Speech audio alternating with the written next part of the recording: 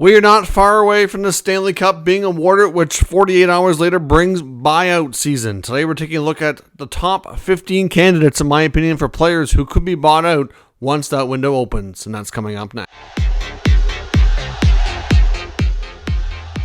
So welcome back to another video here at Top Shelf Hockey. As I mentioned, today we're taking a look at some of the players I feel are the top, strongest candidates to be bought out. The buyout window will be opening here soon. Hard to say exactly when because the Stanley Cup's not been awarded yet, but the first buyout window opens 48 hours once that is happening, once the Cup's been determined. Of course, right now, as I record this video, it's on Friday. The Florida Panthers lead the Edmonton Oilers 3-0. The Stanley Cup could come out as early as tomorrow night on Saturday, unless the Oilers, of course, find a way to win and push the series along. But if they do win on Saturday night, which would be a sweep, which is unfortunate for fans, but it's, I guess, in some ways nice to have it wrapped up. Then, of course, Monday would be the beginning of buyout season because it's 48 hours later. So we're not far away from this either way. Of course, like I said, if the Oilers win a few games or something and stretch it out, maybe things go a little bit longer. But here are my top 15 players that I think are strong candidates to be bought out. Now, a little disclaimer here as well. I think teams are going to try to trade some of these players first. I think a lot of them have already been involved in trade talks. So it is possible that some of these players would be traded instead of bought out, maybe with salary retained. Essentially, I think these players have created a case for the teams to want to move on from the contracts one way or another. So I think either a trade, which would be the first option because it's cheaper and shorter term compared to a buyout, in most cases at least, would be the preferable way to go, but buyouts will happen, and some, of course, not all these players will end up in this predicament, but let's see. First up, we got Los Angeles Kings forward Pierre-Luc Dubois. Now, this one would be the longest one on the books, 7 years remaining at $8.5 million. He just signed last year. The only reason, and I stress only reason, this buyout to me makes sense is because it could be a 1/3 buyout. Now, typically, in most cases, buyouts are 2/3 of the remaining money spread out over twice the amount of time left on the contract. Now, when players are still in what we would kind of call their RFA years, so they're not eligible to be a UFA as of their level of experience in the NHL, which is typically 7 years pro or 27 years old. Dubois will have his 7 years in and will be turning 26 later this month. So if the Stanley Cup goes to 7 games, then this will not be possible at these numbers. It would change from a 1/3 buyout to a 2/3 buyout. So at the end of the day, if this series wraps up quick enough and the Kings want to consider it, they could get away with saving a ton of money. And to me, it does make sense because, you could see last year that things were not working out for him. The numbers were horrible. The effort even seemed a bit at times abysmal. He's got 7 years left at $8.5 million, which is a long-term commitment, but it does save $30 million. It would be a 14-year commitment though to their salary cap, although the cap hits are only going to range, and I'll show you here, between $1.1 million to $3.8 million. And of course, think 10 years down the road how much higher the salary cap is going to be. The long term, you could have cases where it's only 1-2% of the overall cap, but it gets them out of the contract and saves a ton of cash. Obviously, like I said, if the cap or the cup drags on long enough here and it makes past his birthday and it's a 2/3 buyout, I would not entertain that. But at the end of the day, they'd save upwards just shy of $7 million the next couple of years, and then the numbers kind of change after that. So I don't know. To me, I know it's a long-term commitment, and I know Rob Blake already said that they probably weren't going to do this, but I do think it's something they need to seriously consider. And I typically, in most cases, wouldn't expect a manager to come out and talk about a player like that and say they were going to be bought out that much ahead of time, which he did make those comments a few weeks ago after they were eliminated. Next up, we get Oilers goalie Jack Campbell. Campbell has spent most of the year in the minors, still has 3 years on his contract at $5 million, so that would create a 6-year cap commitment because it's twice the amount of time. Cap hits in that 6 years would range between 1.1 and 2.6. In the next 3 years of the remaining of the life of the contract, they'd save $3.9 million, 2.7 and 2.4. Then they would add 3 more years additional to that at 1.5. So really, it's not it's not that bad. And at the end of the day, Campbell likely doesn't fit into their future at this point. Skinner's clearly the main goalie. You could make an argument that the Oilers might even want to consider an upgrade, let alone taking a risk on Campbell coming back into the mix. They've been fine with Skinner and Pickard so far. They made it to the Stanley Cup final.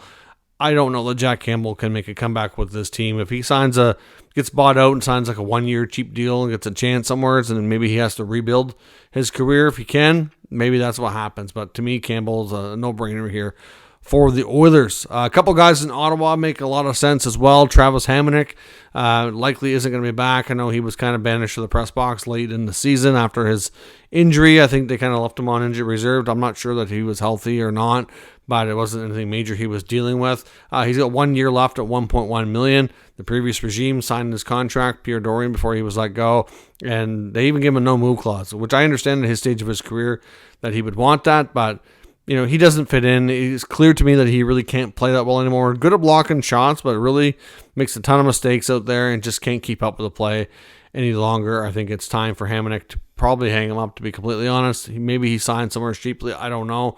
But the fact that they are hampered by that no-move clause, they can't even send him to the minors to bury the contract. So $1.1 million a 1 year would create a 2-year cap effect at $366,000, which isn't that much. They'd save $733,000 for next year, which could benefit them here when trying to add some extra depth to this team to make it better for the long run. Now, next we're going to look at Sens goalie Joonas Korpisalo, making $5 million a year. Of course, signed a 4x5 deal. Of course, 1 year into that, and it looked like it worked out horribly last year. He and Forsberg were the worst goalie tandem in the NHL. Lots of talk that the Sens are trying to find a starting goaltender that they can rely on. They can try to trade Korpisalo. It's going to be challenging, but at the end of the day, they could save a decent amount of money here. They'd save $3.6 million, $3.1 million, and $2.1 million respectively in the next 3 years, adding 3 years on at $1.3 million. So, it might be best for him to kind of move on. Might be best for the team to be able to save some cap space. If they can trade him with some retained money, that might be the easier way to go. But at the same time, I'm not sure, we're being one of the league's worst goalies last year, if they're going to have any chance of moving that contract. So this might be a better option for him. Another goalie we're going to take a look at is Elvis Merzlikins, his former teammate in Columbus. Elvis, we know, has been wanting out of Columbus and is on the trade market, but with his contract of 3 years at $5.4 million, it's going to prove difficult, to say the least. If they buy out Elvis, he can become a free agent and can certainly find a new home on his own. They'd save $4.2 million, $3.7 million, and $2.4 million over the next 3 years, adding 3 years on at $1.75. Again, I think it trades the most likely preferred method here. Even if they retain 50%, they might be able to do that, but at the same time, it's going to be challenging. His numbers haven't been the greatest, so will they be able to find that trade? And if they can't, this might be a good fallback option for them. Another goalie to look at, the goalie range is going to continue here. Philipp Grubauer in Seattle. This has not aged well. He hasn't really played well in Seattle since the time he signed there after leaving the Avalanche for the inaugural season for the expansion Seattle Kraken a few years ago. He's got 3 years left at $5.9 million. It'll be a 6-year cap hit. They would save 4.9, 3.7, and 2.6 for the next 3 years. Then they'd have an additional 3 years tacked on at 1.8. To me, they've got their goalie in Joey Decord, who can run with the starting job here. I don't think there's any doubts there. He really proved that last year, and they can go with a much cheaper option to play behind him. Grubauer, to me, just is a lot of money to be sitting on the bench, and with 3 years remaining, I know Ron Francis is typically. I'd be a little surprised if they do this one, even though I think they should, just because it's not a typical Ron Francis kind of move as GM. He's pretty conservative that way.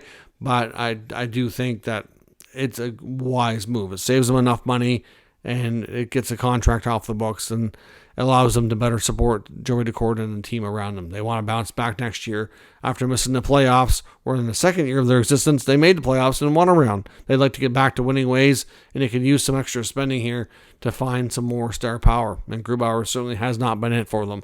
Another goalie I do wonder about, and this one really is, potential Cup champion here, Florida Panthers, and Spencer Knight. Now, Spencer Knight is not even really playing. He's kind of their 3 or 4 guy on depth chart at this point. He's making $4.5 million for 2 more years. He would also be a 1/3 buyout like Dubois would be, because he's still young, only 23 years of age. The only reason I even think this is because the Florida Panthers are going to be very tight to the cap. They're going to have a lot of players that they need to look after. They're going to want to keep Sam Reinhart. There's lots of other contracts on the books here. They got Montour's another one. They got some extensions coming up. And clearly, Sergei Bobrovsky has been, even though the contract didn't look good in the beginning, has been amazing the past couple of years, and has been a large part of the reason why they are where they are in the Stanley Cup final. Could Florida end up with, really having a night on the roster? Yeah, they could. It's a real possibility that they could do that. But, I think they need every dollar they can. And if it means buying him out allows them to get more of their roster that could be the cup-winning roster together, then I think that's something they're going to have to consider. Not only do they have Montour to do on the back end, they've got Aaron Ekblad down to 1 year as well. They did extend Gustav Forsling. Like I said, Reinhardt's on an expiring contract. A lot of their other forwards are short-term. Verhaeghe's going to need a new deal soon. There's lots to look at with Florida, and they're going to want to retain as much of their cup, assuming they win the cup, championship team here. So it could just be a cap casualty more than anything. Hate to see a young goalie, but he's battled through a lot of adversity, went through the player assistance program. Is this somebody, do they still have the confidence in him? Because if they don't, that's the time to act to get a 1/3 buyout. They would end up having 4 years of $750,000 as a cap hit, and would obviously save a ton of money that they could put towards other players that they'd like to keep. In Detroit, Justin Holl, I think that's a signing Steve Yzerman's regretting. He's got 2 years left at 3.4, was often in the press box last year. He'd end up with a cap hit for 4 years of $1.1 million, so they'd save $2.2 million over the next 2 years. He's not playing regularly. Signed as a free agent after leaving Toronto, where he obviously had long stretches at times there where he was a healthy scratch. Got a lot more playing time under Sheldon Keefe, and then moved on. And we found that he's kind of back to being the Justin Holl that coaches don't want to play a lot. So to me, it doesn't make sense to hang on to him. In St. Louis, you get Torey Krug. Doug Armstrong tried to trade him last year. He gave way too many defensemen a no-move clause, which is his own doing. And now he's kind of regretting it. So with all these guys having no-move clauses, you might not have a choice if you're going to make a move to shake things up back there, but to do a buyout. And the belief is Krug would be his number one player he wants to move. He's got 3 years at $6.5 million because it's a 3-year cap contract, and he would have 6 years total on the books. So they would save $6.1 million, $4.1 million, and $3.3 million respectively in the next 3 years, while adding on 3 years at $2.3. Krug refused to waive his no-move clause to be traded last year. I don't know that they're going to have any luck with that this year, and this might be the way that they end up going. So I do think Torey Krug is a legit candidate here as well. In Philly, there's a couple of veterans, including goalie Cal Petersen's got 1 year left at $5 million. When they acquired him from LA, there was never the intention of having him in the NHL. They already have their tandem there between Ursin and Fedotov. 1 year left at $5 million. They'd save $4 million on a cap buyout, which would create a $2 million or a 2-year cap hit with $1 million for next year and $2 million for the year after. So to me, that just makes too much sense. If they bury him in the minors for 1 year, then which they could do, they would save a lot more money in the first year, but they'd have that second year. So it's going to boil down to their projections and calculations on if they really need that space or not. If they don't feel they do, maybe they just bury him in the minors for 1 more year and let him go. We'll see. Cam Atkinson, I'll not expect him back with Philly as well. I think they'll try to trade him, but if not, a buyout's a real option. He's got 1 year left at $5.875 million. That would create a 2-year cap situation where it would be a 2.3 and a $1.75 million hit. So, at the end of the day, they'd save $3.5 million for the next year. So, certainly gives them some extra space, makes him a UFA.